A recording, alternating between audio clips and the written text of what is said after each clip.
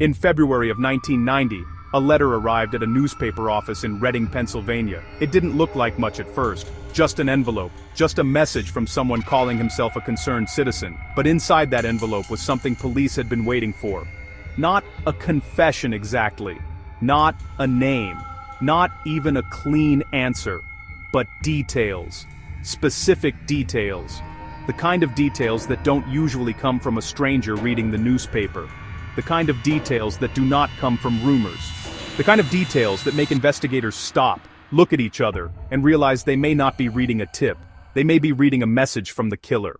More than a year earlier, on October 23, 1988, the body of 26-year-old Anna Jean Kane had been found in a wooded area near Reading, Pennsylvania. But she had not died there. Investigators believed she had been strangled somewhere else, then left in the woods.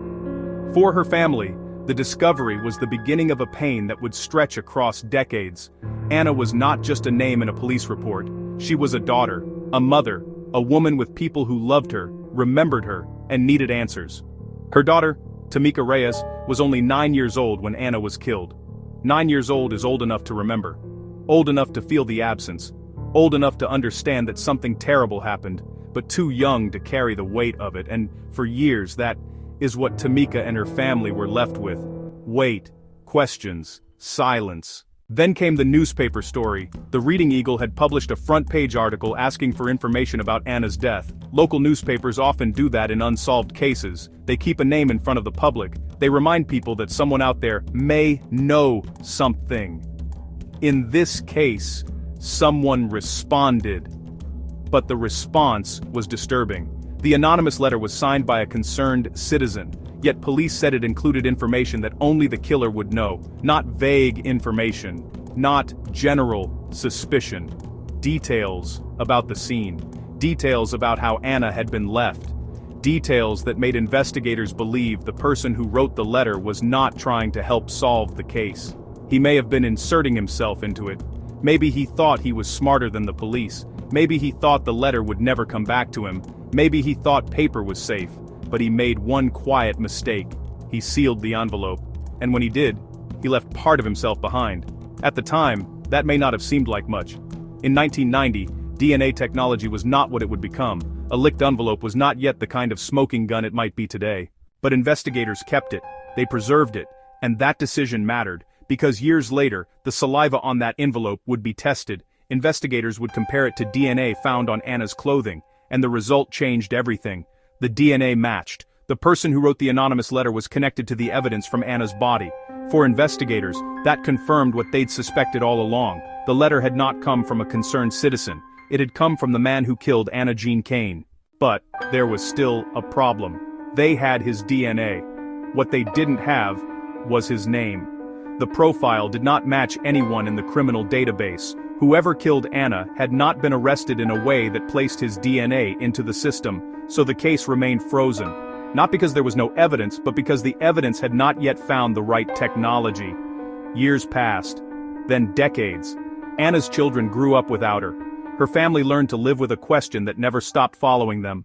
Who did this? Who took her? Who wrote that letter? And why? For Tamika Reyes, the loss of her mother was not only about the day Anna died, it was about everything that came after.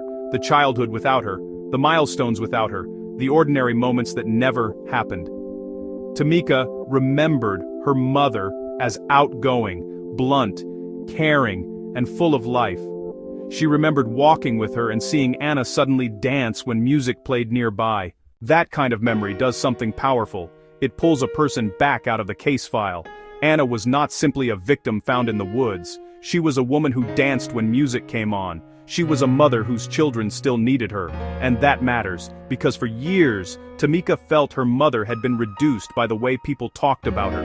Anna had struggled. She had a difficult past. She was reportedly involved in prostitution and had used drugs.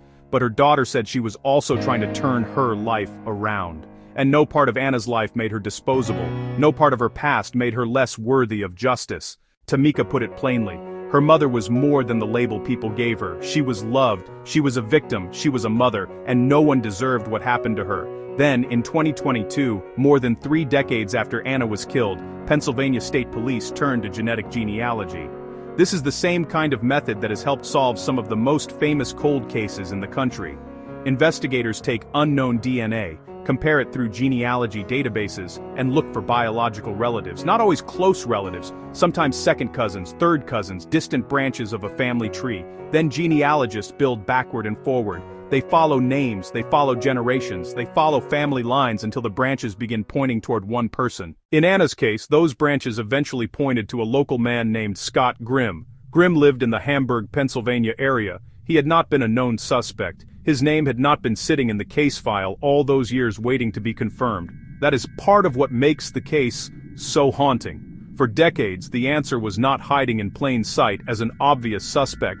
It was hidden in DNA, hidden in preserved evidence, hidden in an envelope that had been sitting quietly since 1990. Investigators obtained a new sample of Grimm's DNA through a legal search warrant and compared it to the old evidence. It matched the DNA from Anna's clothing, the DNA from the envelope, and the DNA connected to Scott Grimm. After 34 years, police finally had the name. But there would be no arrest, no courtroom, no trial, no moment where Anna's daughter could sit in a courtroom and look at the man accused of taking her mother away.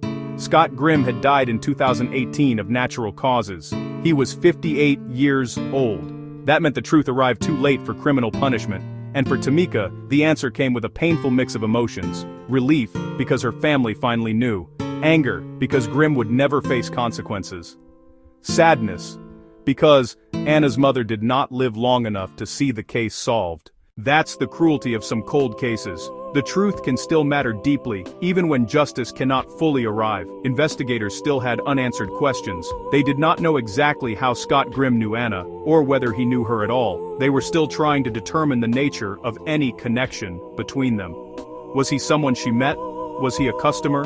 Was there some link that time had buried? Police couldn't say for certain. And because Grimm was dead, some answers may have died with him. But the letter remained. That anonymous letter, sent to a newspaper more than a year after Anna's death, became the thing that outlived him. If the person who wrote it believed he was taunting police, he miscalculated. If he believed the envelope was harmless, he was wrong. If he believed time would protect him forever, it did not. Because decades after Anna was found in those woods, the evidence preserved by investigators finally did what it was waiting to do. It named him.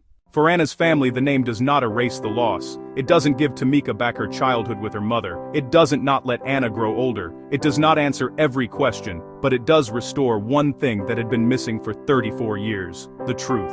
Anna Jean Kane was not forgotten. Her case did not disappear. Her life was not defined by the worst thing that happened to her, or by the labels other people placed on her afterward. She was a mother. She was loved.